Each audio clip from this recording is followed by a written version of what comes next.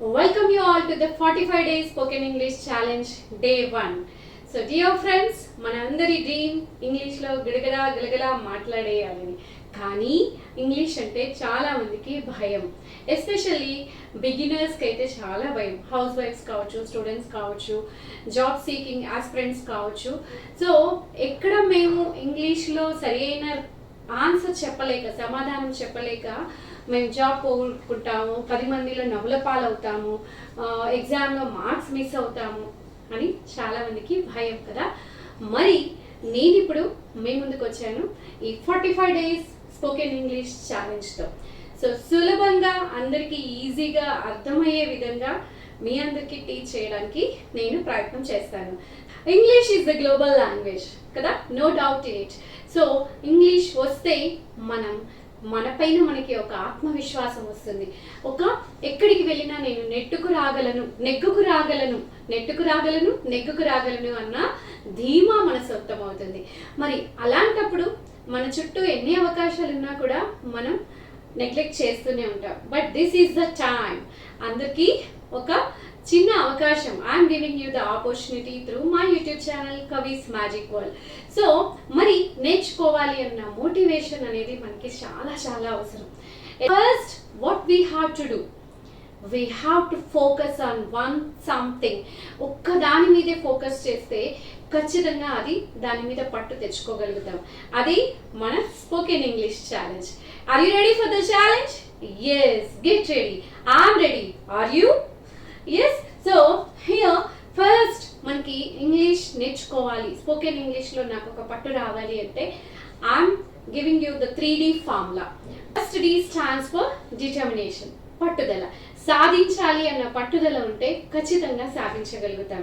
మన 45 డేస్ ఛాలెంజ్లో, spoken English ఛాలెంజ్లో ఖచ్చితంగా మీరు ఎంతో కొంత కాదు, నేను నా క్లాసెస్ని మీరు ఖచ్చితంగా యూటిలైజ్ చేసుకుంటే మీరు ఒక మంచి ఫ్లూయెంట్ ఇంగ్లీష్ స్పీకర్ అవుతారు. ఆఫ్టర్ దట్ మరి పట్టుదల ఉంటే సరిపోతుందా? దానికి తగిన అంకిత భావం, డెడికేషన్ కావాలి. సాధించాలి అన్న పట్టుదల ఎంత ఇంపార్టెంటో అది సాధించడానికి కావాల్సిన అంకిత భావం అంతే ఇంపార్టెంట్. ఆఫ్టర్ దట్ డివోషన్, భక్తి భావం. ఎస్, మనం నేర్చుకునే దానిపైన, మనం చదివే దానిపైన, మనం శ్రద్ధ పెట్టే దానిపైన ఖచ్చితంగా మనకి భక్తి భావం కావాలి. So determination, dedication and devotion, ఈ 3 Ds ఎప్పుడు మీ వెంటే ఉంటే ఖచ్చితంగా మీరు ఈ 45 డేస్ స్పోకెన్ ఇంగ్లీష్ ఛాలెంజ్ని విన్ అవుతారు, నాది guarantee. Okay, after that yes, మరి ఇప్పుడు మన టాపిక్ వచ్చేస్తే, ఇంగ్లీష్ విషయానికి వస్తే, ఈజీ ఇంగ్లీష్ టాపికే ఈజీ ఇంగ్లీష్. ఈజీగా ఎలా నేర్చుకోవాలి అనేది మన కాన్సెప్ట్. సో ఈజీ ఇంగ్లీష్లో first we have to focus on how we can learn English easily. Yes, first thing we have to focus. Where we have to focus? What are the ways to learn English easily? అనే దాని మీద focus చేస్తే yes, LSRW skills. ఈ 4 skills, English అనగానే మనకి basics, ఈ 4 skillsని కనుక మనం పట్టు సాధించినట్లయితే definitely we can win this challenge. What are they? LSRW. L stands for listening. So we have to focus on listening. 100% listening కావాలి. ఇప్పుడు మీరు నా వీడియో చూస్తూ ఉంటారు కదా, సో ప్రతి పాయింట్ని, ప్రతి పదాన్ని కూడా మీరు ఫోకస్ చేయాలి. లిజనింగ్ ఇస్, వినడం అనేది చాలా చాలా ఇంపార్టెంట్. మనం చాలా వరకు లిజనింగ్లో ఫెయిల్యూర్ అవుతూ ఉంటాం, ఎంతసేపు మాట్లాడడానికే ప్రయత్నిస్తాం. But when you are ready to learn something, you have to focus on listening. Okay, వినడం.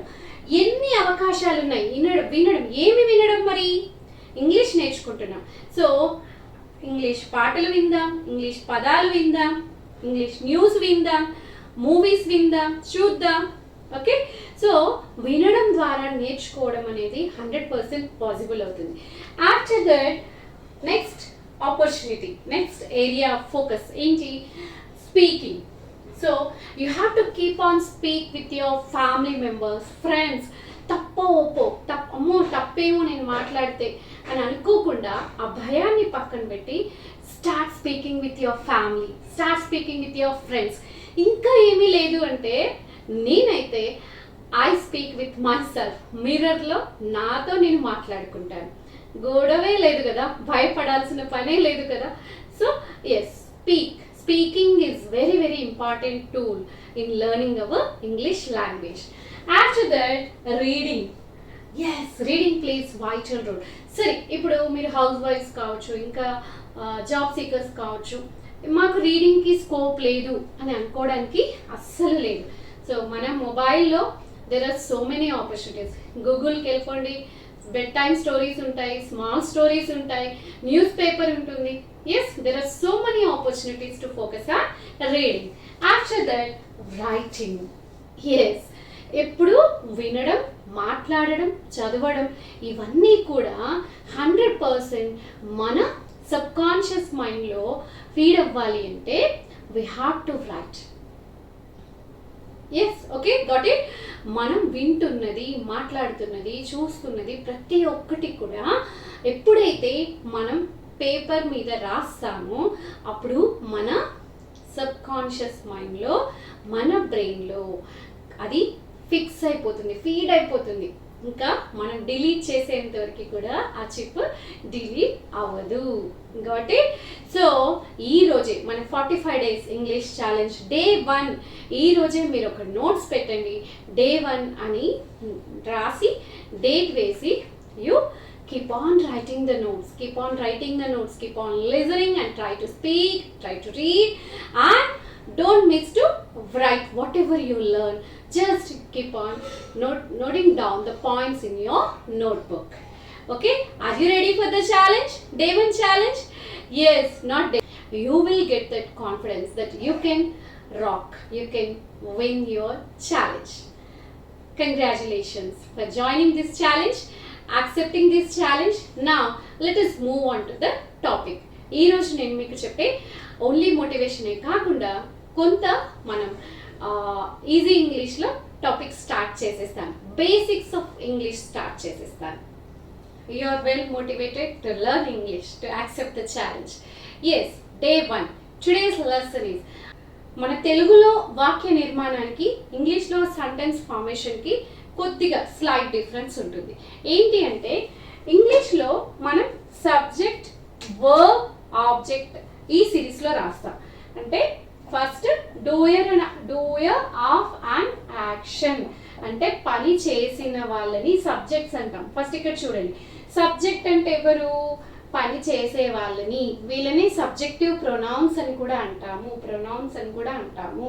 సో ప్రపంచంలో నలుమూలలో ఎక్కడికి వెళ్ళినా కూడా సబ్జెక్ట్స్ అంటే మనం ఇంగ్లీష్లో వీళ్ళనే చెప్తాం. I, we, you, they, he, she, it. Doer of an action.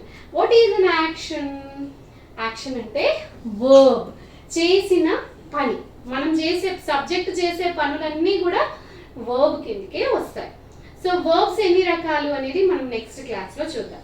So ఈరోజు సబ్జెక్ట్ అంటే ఏంటి? పని చేసిన వాళ్ళని సబ్జెక్ట్ అంటాము. సబ్జెక్ట్ చేసిన పనిని క్రియ, యాక్షన్ వర్డ్స్, వర్బ్స్ అని అంటాం. సో చూడండి ఇక్కడ for example play, eat, right, drive, Singh, sleep, walk, read, so many. అసలు మనం ప్రొద్దులేస్తే పని చేస్తూనే ఉంటాం కదా. సో పనులు, మనం చేసే పనులని వర్బ్ అని అంటాము. సో నెక్స్ట్ వచ్చేసి మన తెలుగులోకి ఇంగ్లీష్లోకి డిఫరెన్స్ ఏంటి అంటే, మనం తెలుగులో ఇప్పుడు చూడండి ఫర్ ఎగ్జాంపుల్ నేను ఇక్కడ నాన్న కూరగాయలు తెచ్చారు, ఇది ఒక తెలుగు సెంటెన్స్. సో నాన్న అనేది సబ్జెక్ట్, పని చేసిన వాళ్ళు. కూరగాయలు ఏంటి? ఆబ్జెక్ట్. ఇది ఇప్పుడు నెక్స్ట్ మనం ఇక్కడికి వస్తున్నాం. ఆబ్జెక్ట్ అంటే రిసీవర్ ఆఫ్ అన్ యాక్షన్, పని యొక్క ఫలితాన్ని పొందినది ఆబ్జెక్ట్. ఓకే, సో నాన్న కూరగాయలు అనేది ఆబ్జెక్ట్, తెచ్చారు అనేది వర్బ్. ఎలా ఉంది తెలుగు సెంటెన్స్, తెలుగు వాక్య నిర్మాణం ఎలా ఉంది? సబ్జెక్ట్, ఆబ్జెక్ట్, వర్బ్ వస్తుంది. కానీ ఇంగ్లీష్కి వచ్చేటప్పటికి సబ్జెక్ట్ తర్వాత ఇమీడియట్గా వర్బ్ రావాలి, అది గుర్తుపెట్టుకోవాలి. సో ఐ డ్రింక్ మిల్క్, నేను పాలు తాగుతా. My mom cooks food. అమ్మ వంట చేస్తుంది. ఓకే, అమ్మ వంట చేస్తుంది. ఎస్, సో నేను I drink milk every day. నేను పాలు తాగుతాను. I eat fruits every day. నేను పళ్ళు తింటాను. సో అంటే సబ్జెక్ట్ ఫస్ట్ వస్తుంది, పని సెకండ్ వస్తుంది, ఆబ్జెక్ట్ చివరన వస్తుంది. This is the pattern, right pattern of sentence. So subject, verb, object ఏ పని యొక్క ఫలితాన్ని పొందింది, రిసీవర్ ఆఫ్ ఎన్ యాక్షన్ అనేది ఎండింగ్ లో వస్తుంది. ఇది గుర్తు పెట్టుకోవాలి. వాక్య నిర్మాణం, సెంటెన్స్ ఫార్మేషన్ లో ఇంగ్లీష్ సెంటెన్స్ తెలుగు కన్నా కూడా డిఫరెంట్ గా ఉంటుంది. మనం ఎంతసేపు ట్రూ ట్రాన్స్లేషన్ చేయడానికి ప్రయత్నిస్తాం. We should not do like that. We have to think in English. Okay, తెలుగుని ట్రూ ట్రాన్స్లేషన్ చేయాలి అంటే అది తప్పపోతుంది. ఎందుకు? ఇక్కడ ఈ వర్బ్ సెంటెన్స్ ప్యాటర్న్ అనేది చేంజ్ అవుతుంది కాబట్టి. So subject, verb and object, this is the pattern structure. ఈ స్ట్రక్చర్ లోనే మనకి మొత్తం ఉంటుంది. ఓకేనా? సో మరి ఒకసారి చూడండి. I, he, you, they, he, she, it. I అంటే నేను, వి అంటే మేము మనము, యు అంటే నీవు మీరు, దే అంటే వాళ్ళు, హీ అంటే అతడు, షీ అంటే ఆమె, ఇట్ అంటే అది లేదా ఇది. వీళ్ళని సబ్జెక్ట్స్ అంటాము. వీళ్ళు చేసిన పనులని వర్బ్స్ అంటాము. Action words are called verbs. After that object, receiver of an action, పని యొక్క ఫలితాన్ని పొందింది. ఇప్పుడు చూడండి, milk, exam, letter, car, book, ఇట్లాంటివన్నీ కూడా I will write few sentences on the board. Look at the board. I wrote few sentences on the board. I go to temple every day. So, in this sentence, I is the subject. ఎందుకు I subject అయింది? ఎవరు వెళ్తారు గుడికి? నేను వెళ్తాను. I. వెళ్ళడం ఏంటి? పని కదా, go. Verb. ఎక్కడికి వెళ్తాను? Temple is the object. But what about every day?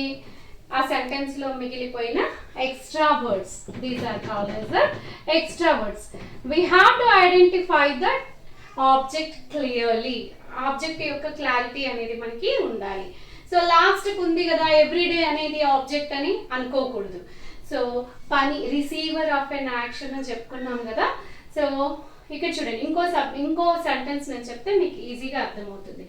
So we played cricket last week. మేము ఎప్పుడు ఆడాము క్రికెట్? లాస్ట్ వీక్ ఆడాము. ఎవరు ఆడారు? మేము. ఆడిన వాళ్ళు ఎవరు? మేము. సబ్జెక్ట్ వచ్చేసి వి. ఏం ఆడాము? క్రికెట్. సో లాస్ట్ వీక్ కాదు, క్రికెట్ అనేది ఆడబడింది కాబట్టి క్రికెట్ అనేది ఆబ్జెక్ట్ అవుతే, ఆడడం అనేది, ప్లేడ్ అనేది వర్బ్. చూడండి మన ప్యాటర్న్ ఎలా ఉండాలి ఇంగ్లీష్ సెంటెన్స్ లో? Subject, verb and object. So we అనేది సబ్జెక్ట్ అవుతుంది, ప్లేడ్ అనేది వర్బ్ అవుతుంది, క్రికెట్ అనేది ఆబ్జెక్ట్. సో మీకు ఇందులో డిఫరెంట్ టెన్సెస్ ఉన్నాయి. అవన్నీ మీకు ఏది ఏ టెన్స్, ఎక్కడ ఏ వర్బ్ ఎందుకు అలా వస్తుంది, అవన్నీ ఫర్దర్ క్లాసెస్ లో మీరు నేర్చుకుంటారు. సో నెక్స్ట్ సెంటెన్స్ చూడండి. They are writing exam. ఎవరు రాస్తున్నారు? వాళ్ళు. రాసే వాళ్ళు సబ్జెక్ట్. ఏం రాస్తున్నారు? Exam object. రాయడం ఏమైంది? Writing. Okay, and what about are? I will tell you in the further classes. And next sentence, you drank milk. అదేంటి? డ్రింక్ కదా మేడం, డ్రాంక్ రాశారు అంటే డ్రాంక్ అనేది V2, V1, V2, V3, V4. ఇవి verb conjugation అంటాము. మనం further classes లో నేర్చుకున్నాం. You drank milk. ఆల్రెడీ పాలు తాగేసాను, పాలు తాగేసావు. సో తాగడం అనేది వర్బ్, యూ అనేది సబ్జెక్ట్, మిల్క్ వచ్చేసి object. Okay, and next he writes homework. Madam రైటే కదా, రైట్స్ ఎందుకు వచ్చింది? Further classes. He subject, rights verb, homework. ఏం రాస్తాడు అతను? హోంవర్క్ రాస్తాడు. ఆ హోంవర్క్ అనేది ఆబ్జెక్ట్ అయింది. She will sing a song. She subject, will ఏమవుతుందో నేను చెప్తాను. సింగ్, వర్బ్, సాంగ్ అనేది ఆబ్జెక్ట్. అండ్ నెక్స్ట్ ఇట్, ఇది ఎనీ మనం ఒక వస్తువుకి కానీ యానిమల్స్కి కానీ ఇట్ వాడతాం, అది లేదా ఇది. It is running on the road, ఏది రన్నింగ్ చేస్తుంది? It subject. ఎక్కడ చేస్తుంది? రోడ్ మీద. ఆబ్జెక్ట్ రన్నింగ్ చేస్తుంది, రన్నింగ్ అనేది verb. What about is, are, will, is ఇలాంటివన్నీ కూడా హెల్పింగ్ వర్బ్స్ అంటాం.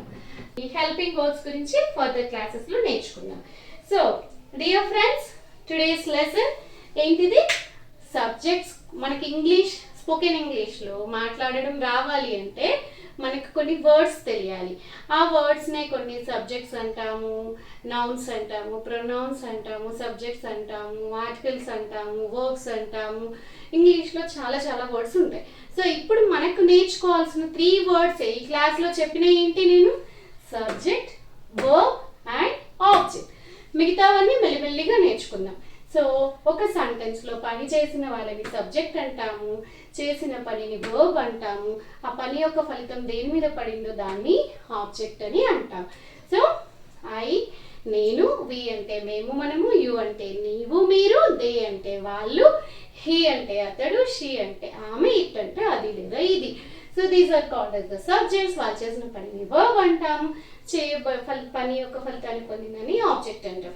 సో ఈ వర్బ్స్కి ముందు రాసిన విల్, ఆర్, ఈజ్ అనేటివి హెల్పింగ్ వర్బ్స్ అంటాము. మనం నెక్స్ట్ క్లాస్లో నేర్చుకుందాం. సో చెప్పండి, ఎలా ఉంది క్లాస్? అర్థమైందా? I hope you understood the each and every aspect, every concept of this class. Okay, if you like this video, please do subscribe my channel and share with your loved ones. And one more thing, ఈ challenge ని accept చేశారు. ఎలా accept చేశారు? త్రికరణ శుద్ధితో. అంటే మనస, వాచ, కర్మణ. మనసులో ఇంగ్లీష్ నేర్చుకోవాలని ఉంది, దాని మాటల్లో చెప్తున్నారు అందరికీ, మీ ఫ్రెండ్స్కి, ఫ్యామిలీ మెంబర్స్కి. Hey, I want to learn English అని సీరియస్లీ చెప్తున్నారు. ఐ యాక్సెప్టెడ్ ద ఛాలెంజ్ అని చెప్తున్నారు. మరి అది చెప్తే సరిపోతుందా? You have to prove it in your actions. అంటే మీ చేతల్లో చూపించాలి. అప్పుడే you will get the success of 45 days English challenge, spoken English challenge. Wishing you good luck. And today's homework is list out 50 verbs. మీకు తెలిసిన 50 verbs. verb అంటే ఏమని చెప్పుకున్నాము? పని, పని అని చెప్పుకున్నాం కదా. పనిని తెలిపే పదాలని 50 రాయాలి. You can write 100 or 1000 also. Just I am giving you only 50. Okay, so play, పని, eat, write ఇట్లాంటి పదాలు ఒక 50 రాయండి. And mention in the comments also.